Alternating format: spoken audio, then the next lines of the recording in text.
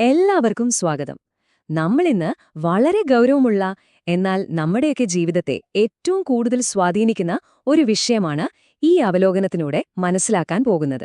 ഈ വിവരങ്ങളെല്ലാം ഉൾക്കൊള്ളിച്ചിരിക്കുന്നത് പണ്ഡിറ്റ് ശ്രീരാം ശർമ്മ ആചാര്യജിയുടെ കായാരത്ത ഓർ ഭീരുത്ത ദോ ബഡേ കലങ്ക് എന്ന യഥാർത്ഥ ഹിന്ദി സാഹിത്യത്തെ അടിസ്ഥാനമാക്കിയാണ്. നമ്മൾ പലപ്പോഴും കരുതാറുള്ളത് ഈ പേടിയും ഭീരുത്വവുമൊക്കെ വെറുമൊരു സ്വഭാവം മാത്രമാണെന്നാണ്, അല്ലേ? എന്നാൽ അതങ്ങനെയല്ല. ആചാര്യജി പറയുന്നത് കേട്ടാൽ നമ്മളൊന്ന് ഞെട്ടും. കാരണം ഇത് നമ്മളെ ഉള്ളിൽ നിന്ന് കാർന്നു തിന്നുന്ന ഒരു വലിയ ആത്മീയ പ്രതിസന്ധിയാണ്. അതുകൊണ്ട് ഇതൊരു സാധാരണ പാഠമല്ല, നമ്മളെ തന്നെ തിരിച്ചറിയാനുള്ള ഒരു യാത്രയാണ്. നോക്കൂ, ഭീരുത്വവും പേടിത്തരവും നമ്മുടെ വ്യക്തിത്വത്തിലെ വെറും ചെറിയ പോരായ്മകളൊന്നുമല്ല. ആചാര്യജി വളരെ വ്യക്തമായി പറയുന്നു, അവ നമ്മുടെ ആത്മാവിൽ വീഴുന്ന വളരെ വലിയ കളങ്കങ്ങളാണ്. ശരിക്കും എന്താണ് സംഭവിക്കുന്നതെന്ന് വെച്ചാൽ, നമ്മുടെ ഉള്ളിലെ യഥാർത്ഥ വെളിച്ചത്തെ, ആ അപാരമായ ഈശ്വര ചൈതന്യത്തെ ഈ പേടി ഒരു കറുത്ത മൂടുപടം പോലെ തടഞ്ഞു നിർത്തുകയാണ്. ഭയം എപ്പോഴും നമ്മുടെ ലോകത്തെ ചെറുതാക്കും, നമ്മുടെ സ്വന്തം കഴിവുകളെക്കുറിച്ച് നമ്മളെ തന്നെ സംശയിക്കാൻ തുടങ്ങും. ഈ ഇരുണ്ട നിഴലുകളെ തിരിച്ചറിയുക എന്നത് തന്നെയാണ് ഇതിൽ നിന്നുള്ള വിമോചനത്തിലേക്കുള്ള ആദ്യത്തെ പടി. ഇവിടെയാണ് ആചാര്യജി നൽകുന്ന ആദ്യത്തെ ശക്തമായ ജ്ഞാനമൂലത്തിലേക്ക് നമ്മൾ വരുന്നത്. അദ്ദേഹം പറയുന്നു, ഭീരുത്വം മനുഷ്യ ആത്മാവിന്റെ മേലുള്ള ഏറ്റവും വലിയ ഭാരമാണ്. അതതിന്റെ ദൈവിക സാധ്യതകളെ ഇല്ലാതാക്കുന്നു. ഒന്ന് ആലോചിച്ച് നോക്കൂ, എന്തൊരു വലിയ കാര്യമാണിത്.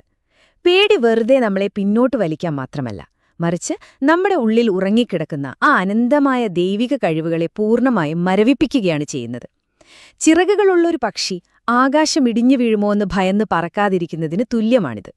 ഈ 3 കാര്യങ്ങൾ നമ്മൾ കൃത്യമായി മനസ്സിലാക്കേണ്ടതുണ്ട്. 1.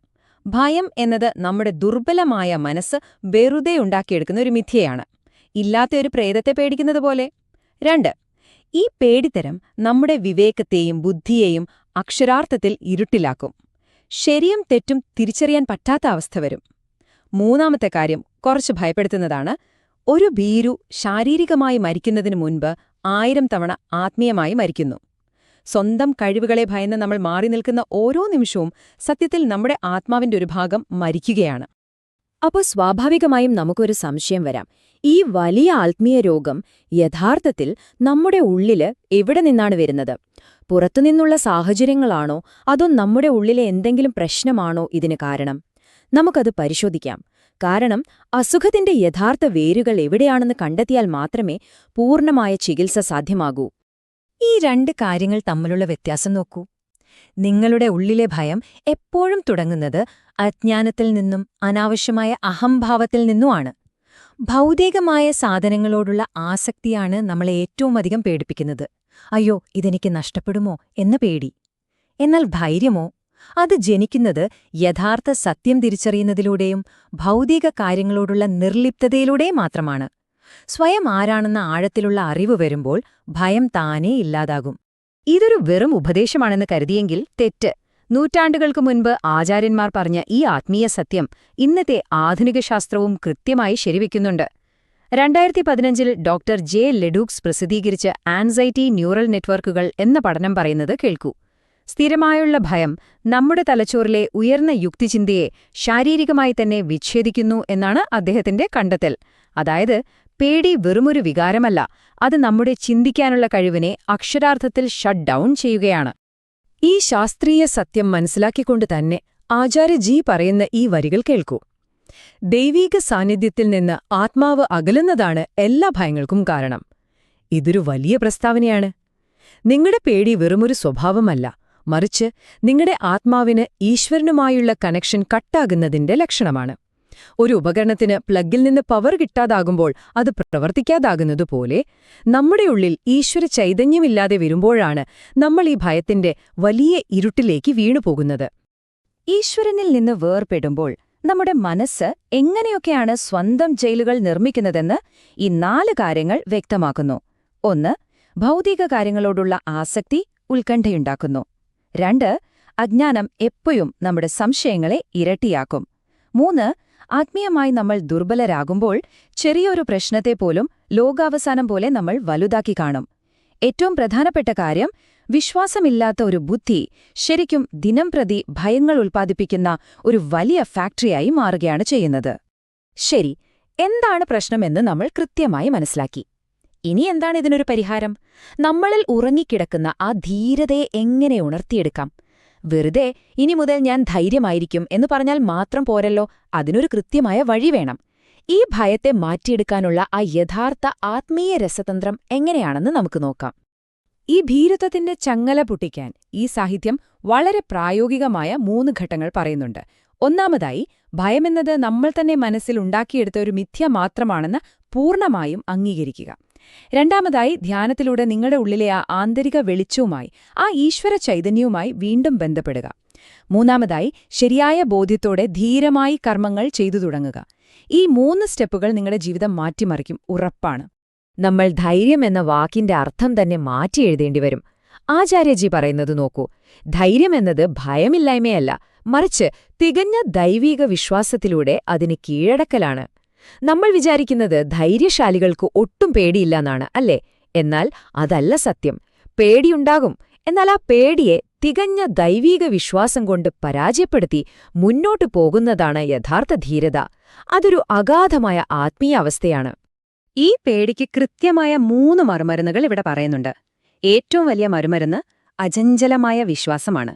അതോടൊപ്പം നിരന്തരമായ ധ്യാനത്തിലൂടെ നമ്മുടെ ഉള്ളിലെ ആത്മീയ യോദ്ധാവിനെ നമ്മൾ ഉണർത്തണം. പിന്നെ വളരെ പ്രധാനപ്പെട്ട മറ്റൊരു കാര്യം, നിങ്ങളുടെ ഉദ്ദേശ്യങ്ങൾ എപ്പോഴും ശുദ്ധമായിരിക്കണം. ശുദ്ധമായ ഉദ്ദേശ്യങ്ങളോടെ പ്രവർത്തിക്കുന്ന ഒരാളെ ലോകത്തിൽ ഒരു ശക്തിക്കും ഭയപ്പെടുത്താനാവില്ല. കാരണം അവർക്കറിയാം അവർ ചെയ്യുന്നത് സത്യമാണെന്ന്. ഈ മാറ്റം സംഭവിക്കുമ്പോൾ വെറുതെ പേടി മാറുന്നത് മാത്രമല്ല നടക്കുന്നത്, അതൊരു വലിയ ആത്മീയ ശക്തിയായി ഉയർന്നുവരികയാണ്.